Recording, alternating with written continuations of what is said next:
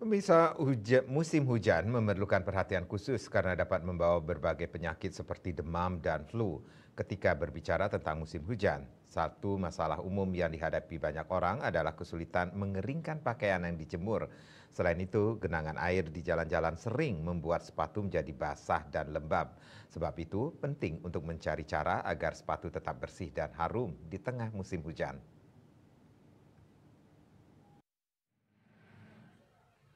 Menjadikan koleksi sepatu tahan air penting untuk menjaga kualitas fungsi terutama saat musim hujan datang. Air dan kotorannya nyatanya berkemampuan merusak dan mengurangi masa pakai sepatu.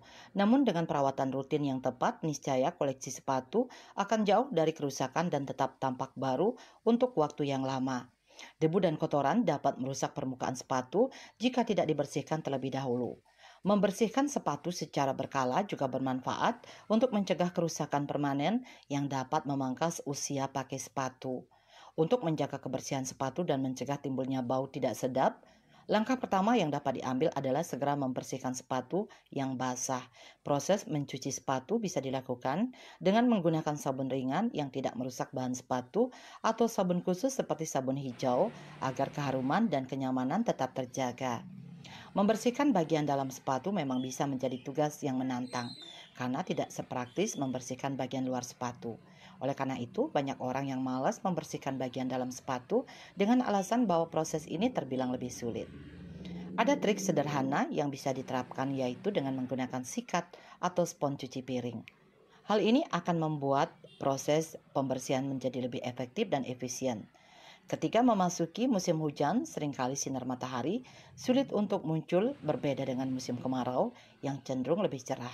Kondisi ini dapat berdampak pada waktu yang diperlukan agar sepatu menjadi kering karena minimnya paparan cahaya matahari.